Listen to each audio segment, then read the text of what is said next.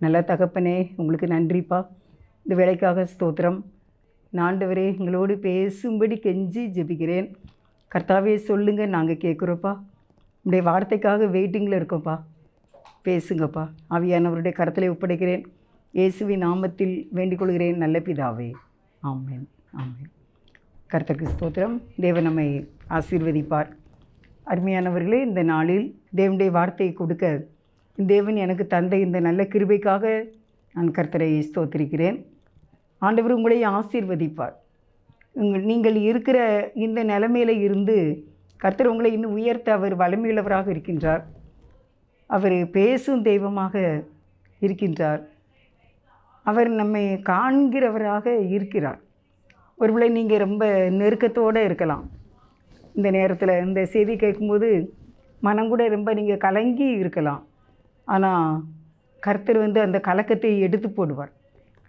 ஏன் தெரியுமா? ஆமாம், அவர் தேவன் பேசிக்கிட்டே இருப்பாங்க. அதான் நம்ம இயேசு கிறிஸ்துவினுடைய முக்கியமான,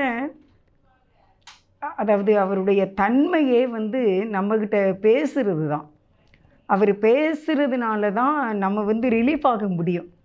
எப்படி ஒரு நண்பனுக்கு தன்னுடைய இன்னொரு நண்பன் ஆறுதல் சொல்கிறது போல, தைரியத்தை கொடுக்கறது போல விசுவாசத்தை தேவன் நமக்கு தருகின்றார்.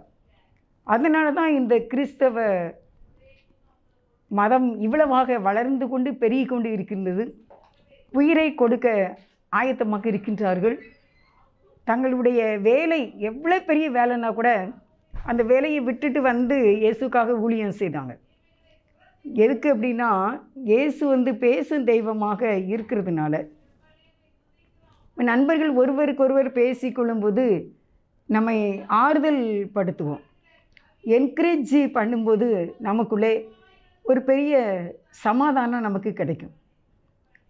அதை விட எத்தனையோ மடங்கு மேலாக தேவன் நம்மோடு பேசுவார். அது உயிருள்ள ஒரு வார்த்தை. பார்த்துக்கோங்க, அந்த வார்த்தை நமக்குள்ளே வரும்போது நம்மை தேர்தல் அடைந்து இந்த பூமியில் ஒரு கலக்கமில்லாத ஒரு வாழ்க்கை வாழ ஆண்டவர் கிருபை செய்வார். தைரியமாக இருங்க. இயேசுவை இன்னும் நீங்கள் உறுதியாக பற்றி கொள்ளுங்கள். இன்னும் நீங்கள் அதிக நேரம் எடுத்து ஜெபம் செய்யணும். ஏனென்றால் இயேசு நம்ம உற்று கேட்கிறார், கவனிக்கிறார். நம்ம தொடர்ந்து இயேசுவை நோக்கி கூப்பிட்டுக்கிட்டு இருக்கணும் அப்படிங்கிறது ஆண்டவருடைய விருப்பம். காணாதவர் போல, பார்க்காதவர் போல நமக்கு தெரியும், ஆனால் அவர் பார்க்கிறார், காண்கிறார். நம்முடைய மனசில் என்ன சஞ்சலம் இருக்குதோ, கவலை இருக்குதோ, யார்கிட்டையுமே சொல்ல முடியாத சில பாரங்கள் நமக்கு இருக்கும், தேவைகள் இருக்கும், நிந்தைகள் இருக்கும், அவமானங்கள் இருக்கும். அதை எல்லாமே இயேசுபாடே நம்ம சொல்லி இந்த உலகத்தில் ஒரு விடுதலையான வாழ்க்கையை வாழ முடியும், வாழ்ந்து வெற்றிகரமாக வாழ முடியும் என்பதை உங்களுக்கு நான் அறிவிக்கின்றேன். இன்றைக்கி நான் தலைப்பு செய்தியாக என்னென்னா, தலைப்பு பேசுவதை மட்டும் நிறுத்த வேண்டாம். பேசுவதை நிறுத்த வேண்டாம். 1932 ஆண்டில் அலாங்கா அங்கே அந்த ஒரு தேசத்தின் மீது ஒரு விமானம், ஒரு ஃப்ளைட்டு பறந்து கொண்டு இருக்கின்றது. அப்போ திடீரென்று பார்த்தா என்ன அப்படின்னா, மூடு பனி மூடிட்டு, மூடின உடனே விமானிக்கு எங்கே போகணுன்னு தெரியல, திசையே தெரியல. தனியாக பனி நிறைந்த அந்த இடத்துக்குள்ளே இந்த விமானம் மட்டும் நின்று கொண்டு இருக்கின்றது. அது சுற்றி சுற்றி வருகின்றது. விமான நிலையத்தின் வெளிச்சம் அங்கே தெரியவில்லை, எதுவுமே தெரியவே இல்லை. தனியாக மூடு பனிக்குள்ளாக இந்த விமானம் தத்தளித்து கொண்டு இருந்திருக்கின்றது. 1932 செப்டம்பர் மாதம் போட்டிருக்காங்க. அந்த நேரம் விமான நிலையத்துக்கு இவர் காண்டாக்ட் பண்ணுறாரு. அந்த விமானி காண்டாக்ட் பண்ணும்போது, அப்படியா நீங்கள் மூடு பனி நிறைந்த இடத்துல இருக்கீங்களா? அப்படியானால் நீங்கள் ஒன்று செய்ய வேண்டும். நீங்கள் என்னோடு பேசிக்கொண்டே இருங்க. நீங்கள் என்னோடு பேசிக்கொண்டே இருங்க. நான் அந்த விமான கற்றையினால் உங்களோடு தொடர்பு கொண்டு இருப்பேன். அப்படியே அந்த தொடர்பு கொண்டு இருக்கும்போது நான் உங்களுக்கு சரியான பாதையை காட்டுவேன் அப்படின்னு சொல்லிட்டு அந்த விமான நிலையத்திலிருந்து அவருக்கு மெசேஜ் வருது பேசும்போது. அப்போ இவர் சரின்னு சொல்லிட்டு அந்த விமான நிலையத்தோடு தொடர்பு கொள்கின்றார். ஆனாலும் மூடு பனி விலகவில்லை. பயணிகள் இருக்கின்றார்கள். என்ன செய்வதென்று தெரியவில்லை. இருளான ஒரு சூழ்நிலை, இறுக்கமான ஒரு சூழ்நிலை, பயம் நிறைந்த ஒரு சிச்சுவேஷன். என்ன செய்வது என்று தெரியவில்லை. இப்பொழுது இத்தனை பேருடைய உயிரும் இந்த விமானி கையில் இருக்கின்றது. என்ன செய்ய முடியும்? அப்பொழுது அவருக்குள்ளே பரிசுத்த ஆவியானவர் மூலமாக ஒரு எண்ணம் தோன்றியது. என்ன எண்ணம் தெரியுமா? பரலோகத்தில் இருக்கிற எங்கள் பிதாவே, எங்களை காப்பாற்று. இப்படி ஒரு ஜெபம் செய்யலாமா அப்படின்னு சொல்லிட்டு அந்த விமானிக்கு தோன்றிச்சாமா. உடனே அந்த விமானி விமான நிலையத்தை ரேடியோ கற்றையில் பேசுவதை அவர் நிறுத்திவிட்டு அவர் தேவனை நோக்கி கூப்பிட ஆரம்பித்தார். பரலோகத்தில் இருக்கிற எங்கள் பிதாவே, எங்களை காப்பாற்று. பரலோகத்தில் இருக்கிற எங்கள் பிதாவே, எங்களை காப்பாற்று என்று அவர் தொடர்ந்து கூப்பிட்டு கொண்டே இருக்கின்றார். விமானம் அப்படியே சுற்றி கொண்டு இருக்கிறது. மூடு பனி விலகவே இல்லை, அப்படியே இருக்கிறார். ஆனாலும் இந்த விமான ஓட்டுநருக்கு வேறு வழியே தெரியல. இதுதான் நம்ம செய்வோம் அப்படின்ட்டு தொடர்ந்து கூப்பிடுகிறார். பரலோகத்தில் இருக்கிற எங்கள் பிதாவே, எங்களை காப்பாற்று. திடீரென்று பார்த்தால் விமான நிலையத்தின் அந்த வெளிச்சம் ஒளியை பார்க்கின்றார். அங்கே இருக்கிற மின் விளக்குகள், விமான நிலையத்தில் இருக்கிற அவ்வளவு போக்கஸ் லைட்டுகள் எல்லாமே இவர் கண்ணுக்கு தெரிஞ்சிட்டு, மூடு பனி அப்படியே விலகிவிட்டதாம். உடனே அவருக்கு சந்தோஷம். இதோ நாங்கள் நம்முடைய விமான தளத்திற்கு பக்கத்திலே வந்து விட்டோம். விமான நிலையத்தினுடைய விளக்குகளை நான் பார்த்து விட்டேன். இனிமேல் நாங்கள் பத்திரமாக வந்து இறங்கிடுவோம் என்று அந்த ரேடியோ கற்றையின் மூலமாக விமான நிலையத்தை தொடர்பு கொண்டாராம். சிறிது நேரத்திற்குள்ளாக விமானம் தரையில் இறங்கினது. அல்லேலூயா, அல்லேலூயா. எத்தனையோ அடி உயரத்தில் ஆகாயத்தில் பறந்து கொண்டு இருந்த அந்த விமானத்துக்கு யாருமே உதவி செய்ய முடியாத அந்த சிச்சுவேஷன், எவ்வளவு ஒரு பயங்கரமான சூழ்நிலையில் பரலோகத்தில் இருக்கிற தேவன் அந்த ஜெபத்தை கேட்டு அவர்களை அப்படியே விமான தளத்தில் இறங்கும்படி வெளிச்சத்தை காட்டி அவர்களை காப்பாற்றினார். அருமையானவர்களே, நான் இருதயத்தில் வாஞ்சையோடு ஒரு ஆதங்கத்தோடு சொல்லுகின்றேன், பரலோக ராஜ்யத்தில் இருக்கிற எங்கள் பிதாவே, எங்களை காப்பாற்று, எங்களை காப்பாற்று. இதுக்கு மேலே எனக்கு என்ன செய்யணுன்னே தெரியலப்பா, என்னால் எதுவும் செய்ய முடியலை அப்படின்னு சொல்லி நீங்கள் நினச்சிக்கிட்டு இருக்கீங்க. இந்த நேரத்தில் உங்களுக்கு உதவி செய்வதற்கு இயேசுவால் மட்டும்தான் முடியும். நம்முடைய பரலோகத்தின் தேவன், இந்த உலகத்தை உண்டாக்கினவர், எல்லா வானங்களுக்கும் மேலான இருக்கிறவர். நான் நினச்சேன், பவுல் சொல்கிறாரு, பவுலையா ஒரு இடத்துல 3ஆம் வானங்களுக்கு நான் போனேன் அப்படின்ட்டு. இப்போ சில பேர் 7 வானங்கள் அப்படின்னு சொல்ல நான் கேட்டிருக்கேன். நம்ம பைபிள் காலேஜெலாம் படிக்கலை, அதனால் அது நமக்கு தெரியல. ஆனால் வேதத்தில் நான் நேற்று முந்தா நாள் வாசிக்கும்போது நிருபத்தில் எழுதியிருக்குது, எல்லா வானங்களுக்கும் மேலான உன்னதத்தில் வீற்றிருக்கிற தேவன். அப்போ நம்முடைய இயேசு தேவன் எவ்வளவான ஒரு சக்தி உள்ளவர். நம்ம ஒரு 100 பேர் இருக்கிற ஒரு 200 500 பேர் இருக்கிற ஒரு கல்யாண வீட்டில் நம்முடைய ஃப்ரெண்டு அங்கே கண்டுபிடிக்க முடியாது தெரியுமா? நம்ம எங்கே இருக்கேன்னு சொல்லி நம்ம தேடுவோம் அந்த கல்யாண வீட்டில், இல்லை ஆராதனையில், ஒரு சண்டே சர்வீஸில் ஒரு 1000 பேர் இருப்பாங்க. ஆனால் நம்ம உறவினரை யாரையுமே நம்ம பார்க்க முடியாது.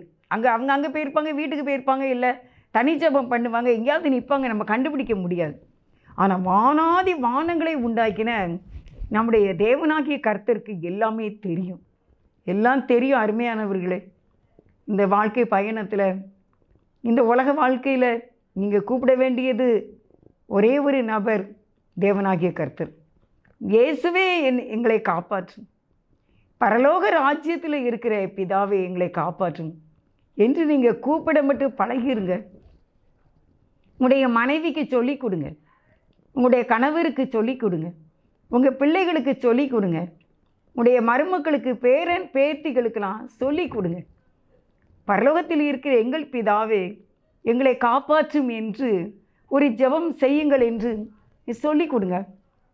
அப்போ அந்த பிள்ளைங்க, இல்லை அவங்க ஒருவேளை இதே மாதிரி விமானத்தில் பயணம் செய்கிறவங்களாக இருக்கலாம், இல்லை ஒரு கப்பலில் ஒரு கேப்டனாக இருக்கலாம், இல்லை ஒரு வேலை பார்க்குற ஒரு ஆசிரியராக இருக்கலாம், நீங்கள் இல்லை கடல் யாத்திரையில் வேலை செய்கிறவங்களாக இருக்கலாம், ஃபாரஸ்ட் லாகாவில் வன அதிகாரியில் நீங்கள் ஒருவராக இருக்கலாம், அங்கே மிருகங்கள் கூட்டத்தின் மத்தியில் கூட நீங்கள் பயந்த சிச்சுவேஷனில் இருக்கலாம், எங்கேயோ ஒரு பள்ளத்துக்குள்ளே நீங்கள் கிடக்கலாம், திசை தெரியாமல் தனித்து நடு ரோட்டில் நீங்கள் நின்றுக்கிட்டு இருக்கலாம். அப்படிப்பட்ட நிலையில் கூட நீங்கள் இயேசுவோடு பேசுவதை மட்டும் நிறுத்தவே கூடாது, பேசுவதை மட்டும் நிறுத்தவே கூடாது. நம்முடைய மரண பரியந்தமும் நம்மளுடைய எல்லா காரியங்களுக்காக, நம்முடைய நண்பர்களுக்காக, குடும்பத்துக்காக, உற்றார் உறவினருக்காக தேவனிடம் நாம் பேசிக்கொண்டே இருக்க வேண்டும். நீங்கள் 100 வயது வரைக்கும் வாழ்ந்தாலும் உங்களோடு என்னாலும் சலிக்காமல் உங்ககிட்ட பேசுகிறது தேவன் மட்டும்தான். ஏன்னா நம்ம அவருக்கு பிள்ளை, பார்த்துக்கோங்க, அவருக்கு பிள்ளை. சில பேர் ரொம்ப நேரம் பேசுனாங்க அப்படின்னா அவங்களுக்கு பிடிக்காது, என்ன ஆஸ்ட்ரா பிளேடு அப்படின்னு சொல்லுவாங்க. ஆனால் ஏசப்பா என்ன சொல்கிறாங்க அப்படின்னா, நீ பேசு, என்கிட்ட பேசு, நீ என்கிட்ட பேசணுன்னு தான் நான் காத்து கொண்டு இருக்கின்றேன் அப்படின்னு சொல்கிறாங்க. எந்த நடு சாமத்திலையும், எந்த ராத்திரியிலையும், எந்த சூழ்நிலையிலையும் நம்ம தேவனை நோக்கி கூப்பிட்டு கொண்டே இருக்க வேண்டும். உங்கள் விடுதலையை பெறும் வரைக்கும் விடுதலை நிச்சயமாகவே உண்டு, நிச்சயமாகவே விடுதலை உண்டு. உங்கள் நம்பிக்கை வீண் போகாது. நீங்கள் ஜெபம் செய்வதை நிறுத்த வேண்டாம். ஜெபம் செய்து என்ன செய்ய? நம்ம திறமையை பயன்படுத்தலாமா, நம்ம அறிவு பயன்படுத்தலாமா, நம்மளுடைய சக்தியை பயன்படுத்தலாமா, நம்ம ஞானத்தை, நம்ம விவேகத்தை பயன்படுத்தலாமா? அப்படிலாங்கிறத விட நீங்கள் தேவனை நோக்கி கூப்பிடுங்கள். அவர் உங்களுக்கு அந்த நேரத்துக்கு வேண்டிய ஞானத்தை தருவார், அறிவை தருவார், புத்தியை தருவார், மனோதிடனை தருவார், தைரியத்தை தருவார். பார்த்துக்கிடலாம், என்ன வந்துடும், என்ன வந்துடும். அப்படி எந்த சூழ்நிலையிலையும் என்னை காப்பாற்ற பரலோக ராஜ்யத்தில் எனக்கு ஒரு பிதா இருக்கின்றார். உங்களுக்கு ஒரு வசனம் நான் சொல்கிறேன். ஏசாயா 65வது அதிகாரம் 24வது வசனம். ஏசாயா 65:24. அப்பொழுது அவர்கள் கூப்பிடுகிறதற்கு முன்னே நான் மறு உத்தரவு கொடுப்பேன், அவர்கள் பேசும்போதே நான் கேட்பேன். என்ன இந்த வசனத்தில் பார்க்கிங்க? அவர்கள் கூப்பிடுகிறதற்கு முன்னே நான் மறு உத்தரவு கொடுப்பேன். நம்ம கூப்பிடுறதுக்கு முன்னாலேயே தேவனுக்கு தெரிஞ்சிரும். அவர் நம்மளுடைய நினைவுகளின் தோற்றத்தை அறிகிறார். நம்ம நினைக்கையும் அவருக்கு தெரியும், நம்ம என்ன நினைப்போன்னே அவருக்கு தெரியும். நம்ம பேசுகிறதுக்கு முன்னாலே நம்ம என்ன பேசுவோன்னு அவருக்கு தெரியும். நம்ம பாசிட்டிவாகவே நீங்கள் பேசி பாருங்கள். நமக்கு அதாவது நமக்கு ஜாதகம் பார்க்காங்கல்ல, ஜாதகம் என்ன சொல்லுவான் ஜாதகக்காரன் அப்படின்ட்டு போவாங்க. அவன் நமக்கு சாதகமாக பேசுவான். இப்போ ஒன்றும் இல்லைம்மா, என்ன கடந்த பிரச்சனையை விட்டுரு, இன்னும் உனக்கு நல்லதான் செய்வாங்க, நல்லதான் இனிமா நடக்கும்னு தான் உன் ஜாதகம் சொல்லுதுமா அப்படின்னு சொன்னால் தான் அவருக்கு 100 200 கொடுப்பாங்க. செய்வனை பில்லி சுனியம் எடுக்கிற இடத்துக்கு ஒருத்தங்க போயிருக்காங்க. உனக்கு வச்ச எல்லாத்தையும் எடுத்துட்டம்மா, எல்லா செய்வனையும் எடுத்துட்டம்மா, எல்லா பில்லி சுனியும் எடுத்துட்டம்மா, உன் காரியம் உனக்கு கண்டிப்பாக வெற்றி தாம்மா, நீ சமாதானத்தோட போம்மா, என்ன நீ இப்போ ஒரு 20,000 கொடுத்துருமா அப்படின்னு சொல்லி வாங்குறான். யார்?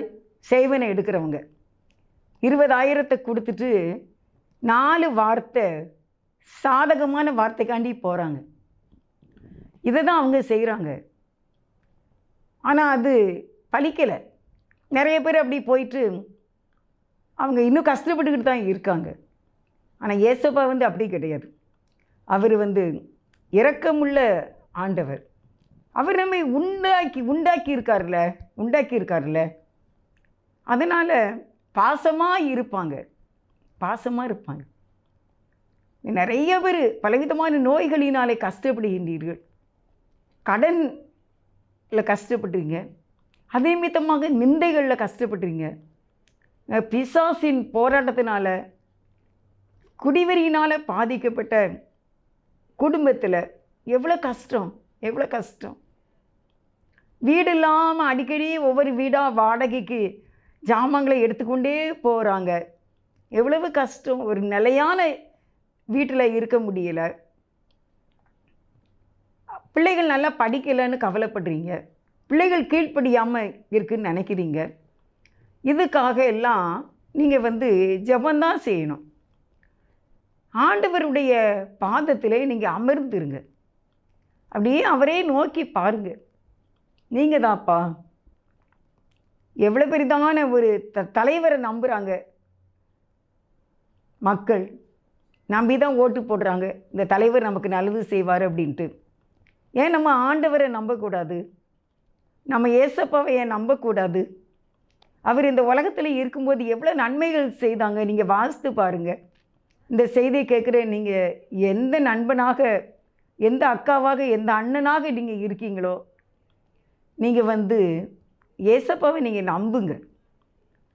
அப்பா நீங்கள் தான்ப்பா கடவுள், நீங்கள் தான்ப்பா காடு, தேவன், என்னை எப்படியாவது நீங்கள் காப்பாற்றணுமே. நான் நிறைய இழந்துட்டேனே, நிறைய பணங்களை இழந்தவர்கள், நிறையா சொத்துக்களை இழந்தவர்கள், ஏமாற்றப்பட்டவர்கள், ஏக்கர் கணக்கில் ஏமாற்றப்பட்டிருக்கிறார்கள், வீடு வாசலை ஏமாற்றி இருக்கின்றார்கள், பணங்களை, தங்க நகைகளை இழந்திருக்காங்க, ஏமாற்றப்பட்டு இருக்காங்க. அவங்க எவ்வளோ கண்ணீராக இருக்கும். அந்த கண்ணீருக்கு பதில் கொடுக்கறது ஏசப்பா மட்டும்தான். கண்டிப்பாக நீங்கள் இழந்து போனது உங்களுக்கு திரும்ப கிடைக்கும். அது எதுவாக இருக்கட்டும், ஏசப்பாவை நோக்கி நம்ம பெற்றுக்கொள்ளும் வரைக்கும் நீங்கள் கேட்டுக்கிட்டே இருக்கணும். நீங்கள் என்றைக்கோ பண்ணின ஜெபம் இன்றைக்கி கூட நீங்கள் பண்ணிக்கிட்டு இருக்கீங்களா? இன்னும் சில நாட்களிலே, வாரங்களிலே, இல்லை சில மாதங்களிலே அந்த காரியத்தை ஆண்டவர் செய்வார். நான் அதுக்கு சாட்சியாக இருக்கேன். நான் என்றைக்கோ கேட்டதெல்லாம் நான் வாலிப வயசில் நான் ஆண்டவர்கிட்ட கேட்டேன். அதை ஆண்டவர் இந்த வயசில் எனக்கு தந்திருக்காரு. அப்போ நான் ரொம்ப நேரம் கேட்பேன், முழங்கால் போட்டு நான் கேட்பேன் ஆண்டவர்கிட்ட. என்ன கேட்டேன் தெரியுமா? நான் ஒரு டீச்சராக ஆகணும், நான் ஒரு ஆசிரியராக மாறணும், எனக்கு ஆசையாக இருக்குது. நான் 9th ஸ்டாண்டர்ட் படிக்கும்போது ஹாஸ்டலில் இருந்து படித்தேன். நைட்டு சாப்பாட்டுக்கு பிறகு கொஞ்சம் நேரம் கொடுப்பாங்க. அந்த நேரத்தில் ஒரே ஊரில் உள்ள பிள்ளைங்க, இல்லைன்னா அதே ஸ்டூடெண்ட், நம்ம கிளாஸில் படிக்கிற பிள்ளைங்க, ஃப்ரெண்ட்ஸு, இப்படிலாம் எல்லாருமே ஒரே ஹாஸ்டலில் இருக்கிறவங்க சேர்ந்து நல்லா ஜாலியாக கூடி உட்காந்து தரையில் அப்படி கீழே உட்காந்து பேசுவாங்க. படுக்கிறது மாடிக்கு போகணும் பார்த்துக்கோங்க, சாப்பிட்றதுக்கு கீழே வரணும், ஸ்டடி கீழே இருக்குது. அப்போ அந்த கொஞ்ச நேரம் ஒரு அரை மணி நேரம் கிட்டக்க இருக்கும்னு நினைக்கிறேன். அந்த அரை மணி நேரத்தில் இந்த சாப்பிட்டுட்டு நான் ஓடி போய் நான் அந்த ஒரு சின்ன சேப்பல் மாதிரி ஒன்று இருக்கும், இப்படி கட்டி விட்டுருப்பாங்க, அதில் போய் என்னை டீச்சர் ஆக்கிருங்க கடவுளே, நீங்கள் எப்படியாவது என்னை ஒரு ஆசிரியர் ஆக்கிருங்க கடவுளே, எனக்கு ஆசிரியர் ஆகணும்னு ரொம்ப ஆசையாக இருக்குது கடவுளே, என்னை ஒரு டீச்சர் ஆக்கிருங்களேன் அப்படின்னு சொல்லி அந்த 20 அரை மணி நேரம் கிட்டக்க இருக்கும் போல, ஞாபகம் இல்லை, அப்படி நான் கேட்பேன். அப்போ என்னுடைய ஃப்ரெண்டு வந்து என்னைய தேடிக்கிட்டு அலைவாளாம்மா. எங்கே போனா இவா? எல்லோரும் சாப்பிட்டுட்டு உட்காந்து ஃப்ரெண்டோடு பேசிக்கிட்டு இருக்காங்க, என் ஃப்ரெண்டை மட்டும் காணுமே அப்படின்னு சொல்லிட்டு தேடி வந்து பார்த்தா நாங்கள் உட்காந்து ப்ரேயர் பண்ணிக்கிட்டு இருப்பேன். ரொம்பலாம் அப்படிலாம் கடவுளை பற்றி தெரியாது. கடவுள்கிட்ட கேட்டால் கிடைக்கும், நமக்கு படிப்பு வரல, அதனால் கடவுள்கிட்ட கேட்போம் அப்படின்னு சொல்லி நான் கேட்டேன் பார்த்துக்கோங்க. ஆனால் 10th நான் ஃபெயில் ஆகிட்டேன். ஃபெயில் ஆனதுனால இனிமேல் நான் படிக்க முடியாது அப்படின்னு சொல்லிட்டேன் அம்மாட்ட. ஏன்னா நான் எங்கள் ஊரில் இருந்து தூத்துக்குடிக்கு வந்து தான் நான் படிக்க வரணும், 10 கிலோமீட்டர், சரியான பஸ் வசதி கிடையாது. ஆனால் நான் திருப்பி நான் ஹாஸ்டலுக்காக போகணும், முடியாதுன்னு சொல்லிட்டேன். ஆனால் இன்றைக்கு நாங்கள் கூடி ஜெபம் பண்ணுறோம், ப்ரேயர் செல் வச்சுருக்கோம். 100 பேர்கிட்டக்க நாங்கள் பெண்களாக கூடி ஜெபம் பண்ணுவோம். அப்போ நான் வந்து அவங்களுக்கு நான் செய்தி கொடுப்பேன். அப்போ நான் நினைப்பேன், பயத்தோடு நடுக்கத்தோடு அந்த இடத்துல நான் நிற்பேன். நாங்கள் பெண்களாக தான் கூடி இருப்போம், ஆனாலும் எனக்கு ஒரு பயமாக இருக்கும். நான் கர்த்தருடைய வார்த்தையை சொல்கிறோம் அப்படின்ட்டு. ஆனால் எனக்கு ஞாபகம் வரும், அந்த 9th ஸ்டாண்டர்டில் நான் ஆண்டவர்கிட்ட என்ன கேட்டேன், எனக்கு என்னைய நீங்கள் ஒரு டீச்சர் ஆக்கிருங்க கடவுளே, டீச்சர் ஆக்கிருங்க கடவுளே, எனக்கு ஆசையாக இருக்குது நான் டீச்சர் ஆகணும்னு அப்படின்ட்டு. ஆனால் இப்போ இனி ஆண்டவர் இவ்வளோ வயசுலையும் ரிட்டையர்மெண்ட்டே இல்லாமல் அவருடைய வார்த்தையை டீச் பண்ணுறதுக்கு தேவாதி தேவன் எனக்கு உதவி செய்திருக்காரு. அந்த ஜெபம் கேட்கப்பட்டிருக்கா இல்லையா? நீங்கள் இன்றைக்கு தொடர்ந்து நீங்கள் சொல்லிக்கிட்டே இருங்க. நான் 4 ஆண்டுகள் படித்தேன் அந்த அந்த ஸ்கூலில், தூத்துக்குடியில் உள்ள செயின்ட் அலாய்சியஸ் ஸ்கூலில் நான் படித்தேன். 4 ஆண்டுகள் அங்கே இருந்து படித்தேன். இந்த 4 ஆண்டுகளும் என்னுடைய ஜெபம் வந்து அந்த இரவு நேரத்தில் அந்த சின்ன ஒரு இது மாதிரி கட்டியிருப்பாங்க, கெபி மாதிரி, அதில் தான் நான் இந்த ப்ரேயர் பண்ணேன். அந்த ஜெபத்தை தேவாதி தேவன் பரலோக ராஜ்யத்தில் இருந்து கேட்டு இன்னைக்கு டீச்சர் மாதிரி நான் இதில் உட்கார்ந்துருக்கேன். அருமையானவர்களே, இது கடவுள் கிருபை இல்லையா? காடு கிரேஸ் இல்லையா? அப்போ எந்த ஜெபம் வீணாக போகும்? அப்போ நான் வந்து உண்மையிலே பார்த்தீங்கன்னா நான் ஒரு பாவியாக தான் இருந்தேன். ஏன்னா நான் சினிமா பார்க்குறதுல ரொம்ப ஆவலாக இருப்பேன். எனக்கு பாட வராது. நான் பாட்டு படிக்கும்போது நீங்கள் கேட்பீங்களே, நான் பாடுறது வாசிக்கிற மாதிரி தான் இருக்கும். ஆனால் நான் விளையாடுவேன், ரொம்ப கதை புத்தகங்களை ரொம்ப நான் படிப்பேன், விளையாட்டில் ரொம்ப ஏமாற்றியிருக்கேன், கபடி விளையாடும் போதெல்லாம் ஏமாற்றியிருக்கேன். ஆனாலும் ஏசப்பா என்னுடைய குற்றங்களை மன்னித்து அவருடைய பிள்ளையாக என்னை ஏற்றுக்கொண்டு ஆண்டவருடைய வார்த்தையை சொல்ல ரிட்டையர்மெண்ட்டே இல்லாத ஒரு ஆசிரியர் பணியை அவருக்கென்று என்னை எடுத்திருக்கிறார். அவருடைய திராட்சை தோட்டத்தில் இன்றைக்கி நான் வேலை செய்கிறேன். எனக்கு ஏசப்பா திராட்சை தோட்டத்தில் எனக்கு அப்பாயின்மெண்ட் கிடச்சிருக்கு. இது எனக்கு பெரிய சந்தோஷமாக இருக்குது, எனக்கு ஆறுதலாக இருக்குது. நீங்களாம் இதை கேட்கும்போது உங்களுக்கு நம்பிக்கை வருமில்ல தேவன் மேலே, உங்களுக்கு தேவன் மேலே பாசம் வருமில்ல, அது எனக்கு பெரிய சந்தோஷமாக இருக்கும். இந்த செய்தியை கேட்டு டிவியில் கேட்பாங்க, கேட்டு முடிக்கையுமே நான் செல்ஃபோனை கையில் தான் வச்சுருப்பேன். நிறைய பேர் கூப்பிடுவாங்க வெளியூரில் இருந்து, நான் செல்லை கையில் வச்சுக்கிட்டே இருப்பேன். ஏன்னா உடனே அவங்ககிட்ட பேசி அவங்களுக்கு ப்ரேயர் பண்ணணும்னு. அப்போ அவங்களுக்கு நான் ப்ரேயர் பண்ணும்போது ஏசப்பா கிருபையினால் ஒரு ஆதங்கத்தோடு நான் அவங்களுக்கு ஜெபம் பண்ணுவேன். தேவன் அந்த வாலிப வயதில் இந்த ஜெபத்தை கேட்ட ஆண்டவர் இன்றைக்கு நீங்கள் அவருடைய பிள்ளையாக இருக்கீங்க. திருமண காரியமா, குழந்தை பாக்கியமா, உங்களுடைய கடன்களா, உங்களுக்கு சொத்து பிரச்சனையா, போலீஸு கோர்ட்டு கேஸா, இல்லை வீடு வாசல் இல்லாமல் கஷ்டப்பட்டீங்களா, வியாதியா, உங்களுடைய பிள்ளைகளுடைய காரியமா, படிப்பா, உங்களுடைய பண தேவைகளா, சரீரத்தில் நல்ல ஆரோக்கியம் வேணுமா, பிள்ளைகளுக்கு நல்ல வேலை வேணுமா, வீட்டில் ரொம்ப ஒரு சமாதானம் வேணுமா, நீங்கள் கண்டிப்பாக நீங்கள் ஏசப்பாட்ட சொல்லுங்கள். அரை மணி நேரமாவது நீங்கள் ஆண்டவர்கிட்ட பேசிக்கிட்டே இருங்க. இந்த விமானத்தை ஓட்டின இந்த விமானி எப்படி அவர் தொடர்ந்து பரலோகத்தில் இருக்கிற எங்கள் பிதாவை எங்களை காப்பாற்றும், எப்படியா வெளிச்சம் தெரிஞ்சிட்டு, எப்படியா அது விமான நிலைய பக்கத்தில் வந்துட்டாங்க, எங்கேயோ இருந்தவங்க எப்படிங்க வந்துட்டாங்க? ஏசப்பா தான், அவருக்கு சக்தி இருக்குல்லா, அவர் கொண்டு விமான நிலையத்தை பக்கத்தில் வெளிச்சத்தில் கொண்டு விட்டுட்டார். ஏசாயா 65வது அதிகாரம் அந்த 24வது வசனத்தின்படி நம்ம கூப்பிடுறதுக்கு முன்னாவே அவர் பதில் கொடுப்பார். பேசும்போதே அவர் கேட்பாராமா. அவரை கெட்டி பிடிச்சிக்கோங்க. நீங்கள் இல்லாமல் என்னால் வாழ முடியாதுப்பா, நீங்கள் தான் எனக்கு. அடுத்த வசனம் லூக்கா 18வது அதிகாரம் 37வது வசனத்தில் இருந்து உங்களுக்கு நான் வாசிக்கிறேன். லூக்கா 17வது அதிகாரம் 38 என்ன அப்படின்னா, ஒரு கண்ணு தெரியாத ஒரு குருடன், அந்த குருடன் பாதையில் இருந்து பிச்சை கேட்டு கொண்டு இருந்தான். அந்த வழியாக ஏசப்பா ஒரு நாள் போனாங்க. அப்போ போகும்போது அதிகமான ஜனங்கள் ஏசப்பாவுக்கு பின்னால் போனாங்கல்ல.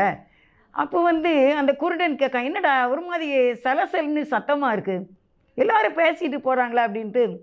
நான் நினைக்கிறேன் கற்பனையாக, யாரையாவது அவன் போகும்போது அந்த காலை பிடிச்சி கேட்டிருப்பான். அப்போ என்ன தம்பின்னு கேட்டிருப்பாங்க. யார் போகிறா, என்ன இவ்வளவு சத்தம், என்ன எது திருவிழாவா அப்படின்னு கேட்டிருக்கலாம்ல.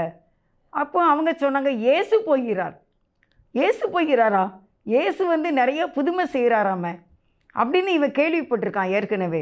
உடனே எந்திரிச்சு நின்று, இயேசுவே தாவீதின் குமாரனே எனக்கு இறங்கும் என்று கூப்பிட்டான். கூப்பிட்ட உடனே எல்லாரும் சத்தம் போட்டாங்களாமா. லூக்கா 18:38. முன் நடப்பவர்கள் அவன் பேசாமல் இருக்கும்படி அவனை அதட்டினார்கள். அவனோ தாவீதின் குமாரனே எனக்கு இறங்கும் என்று மிகவும் அதிகமாய் கூப்பிட்டான். எல்லாரும் அவனை அதட்டுறாங்க. டேய் சத்தம் போடாத, இயேசுவானவர் அங்கே போயிட்டாரு, என்ன நீ கூப்பிட்டுக்கிட்டு கிடக்க, கீழே உட்காரு. என்ன அவங்க என்னெல்லாமோ பேசியிருப்பாங்க, குருடன் அப்படி இப்படின்லாம் சொல்லியிருப்பாங்கல்ல. ஆனால் அந்த குருடன் என்ன செய்தார் அப்படின்னா, இவங்க எவ்வளவு அதட்டுறாங்களோ அதற்கு அதிகமாய் கூப்பிட்டான். இயேசுவே தாவீதின் குமாரனே எனக்கு இறங்கும் என்று மிகவும் அதிகமாய் கூப்பிட்டான். அதிகமாக கூப்பிட்ட சத்தம் ஏசப்பா கேட்டு, ஏசப்பா நின்று 39 இயேசு நின்று அவனை தம்மிடத்தில் கொண்டு வரும்படி சொன்னார். 40 அவன் கிட்ட வந்தபோது அவர் அவனை நோக்கி, நான் உனக்கு என்ன செய்ய வேண்டும் என்று இருக்கிறாய் என்று கேட்டார். அதற்கு அவன், ஆண்டவரே நான் பார்வை அடைய வேண்டும் என்றான். 42 இயேசு அவனை நோக்கி, நீ பார்வை அடைவாயாக, உன் விசுவாசம் உன்னை இரட்சித்தது என்றார். 43 உடனே அவன் பார்வை அடைந்து தேவனை மகிமைப்படுத்தி கொண்டே அவருக்கு பின் சென்றான். ஜனங்கள் எல்லாரும் அதை கண்டு தேவனை புகழ்ந்தார்கள். இயேசு நின்றுட்டார. எவ்வளோ பெரிய தேவன், மன்னாதி மன்னன், ராஜாதி ராஜா நின்றுட்டார. ஒருத்தர் கூப்பிட்டானே, எனக்கு பின்னால் இவ்வளோ கும்பல் வராங்க, ஒரே ஒரு சத்தம் மட்டும் கேட்குத, இயேசுவே தாவீதின் குமாரனே எனக்கு இறங்குங்கப்பா, ஹெல்ப் பண்ணுங்க, எனக்கு உதவி பண்ணுங்க, ஒரு சத்தம் கேட்குத அப்படின்ட்டு கேளாதவர் போல இல்லை, பார்க்காதவர் போல இல்லை, அவர் நின்னாலே அற்புதம் தான். இயேசு நின்னாலே அற்புதம் தான். இயேசு உட்கார்ந்தாலே அற்புதம் தான். இயேசு நடந்தாலே அற்புதம் தான். அவர் நடந்தாலும் புதுமை தான். இயேசு நின்னாலும் புதுமை தான். இயேசு உட்கார்ந்தாலும் புதுமை தான். கடலில் நடந்தாலும் புதுமை தான். கப்பலில் உட்கார்ந்தாலும் புதுமை தான். மலையில் உட்கார்ந்தாலும் புதுமை தான். எங்கே நின்னாலும் சரி, ஆலயத்தில் உட்கார்ந்தாலும் புதுமை தான். எங்கே ஜெபக்கூட்டத்தில் வீட்டில் விருந்து வைக்காங்களா, அந்த ஃபங்க்ஷன்லேயும் அற்புதம் தான். ஏசப்பா எங்கே வந்தாலும் அற்புதம் தான். அல்லேலூயா, வண்டர்ஃபுல். இன்றைக்கி நமக்கு அதை தான் சொல்கிறாரு. இயேசுவே தாவீதின் குமாரனே, பரலோக ராஜ்யத்தில் இருக்கிற எங்கள் பிதாவே எங்களை கேட்டார்களும், எங்களை காப்பாற்றும். கூப்பிடுங்க, கண்டிப்பாக இயேசு பதில் கொடுப்பார். கூப்பிடு நீ பதில் கொடுப்பார், கூரைகளெல்லாம் நிறைவாக்குவார். கூப்பிடு நீ பதில் கொடுப்பார், கூரைகளெல்லாம் நிறைவாக்குவார். உண்மையாக தேடுவோரின் உள்ளத்தில் வந்திடுவார். இன்று உண்மையாக தேடுவோரின் உள்ளத்தில் வந்திடுவார். கொண்டாடுவோம் கொண்டாடுவோம், கவலைகள் மறந்து நாம் பாடுவோம். கண்ணீரெல்லாம் துடைத்திடுவார், கரம் பிடித்து நடத்திடுவார். உன் கண்ணீரெல்லாம் துடைத்திடுவார், கரம் பிடித்து நடத்திடுவார். எண்ணமெல்லாம் ஏக்கமெல்லாம் இன்றே நிறைவேற்றுவார். உன் எண்ணமெல்லாம் ஏக்கமெல்லாம் இன்றே நிறைவேற்றுவார். கொண்டாடுவோம் கொண்டாடுவோம், கவலைகள் மறந்து நாம் பாடுவோம். கொண்டாடுவோம் கொண்டாடுவோம், கவலைகள் மறந்து நாம் பாடுவோம். இயேசு ராஜா வந்திருக்கிறார், எல்லோரும் கொண்டாடுவோம், கைதட்டி நாம் பாடுவோம். இயேசு ராஜா உங்கள் அருகே இருக்கின்றார். உங்கள் வீட்டு திருமண காரியத்தை நடத்தி கொடுப்பார். உங்கள் பிள்ளைகளுக்கு குழந்தை பாக்கியத்தை, சுகமான பிரசவத்தை தருவார். உங்கள் பிள்ளைகளுடைய தேவைகளை சந்திப்பார், படிப்பை ஆசீர்வதிப்பார், வேலை வாய்ப்பை கொடுப்பார், நோயை உங்கள் வீட்டை விட்டு விரட்டுவார், உங்களை குடும்பமாய் ஆசீர்வதித்து தீர்க்காயுசை கொடுப்பார். எங்களை நேசிக்கிற எங்கள் நல்ல தகப்பனே, உங்களுக்கு ஸ்தோத்திரம். கூப்பிடு நீ பதில் கொடுப்பேன் என்று சொன்ன தேவன், எங்கள் ஜெபத்தை கேட்கிற கிருபைக்காக நன்றிப்பா. கண்ணீரோடு உடைய சமூகத்தில் இருக்கிற இந்த வார்த்தை கேட்கின்ற ஒவ்வொரு மக்களையும் நீர் ஆசீர்வதித்து அவங்களுடைய ஜெபத்தை கேட்டு நீர் செய்ய போகிற பெரிய காரியங்களுக்காக, அதிசயமான காரியங்களுக்காக உங்களுக்கு நன்றிப்பா நன்றிப்பா. எங்கள் விண்ணப்பத்தை ஏற்றுக்கொள்ளுங்க. இயேசுவின் நாமத்தில் வேண்டிக் கொள்கின்றேன், ஜீவனுள்ள நல்ல பிதாவே, ஆமென்.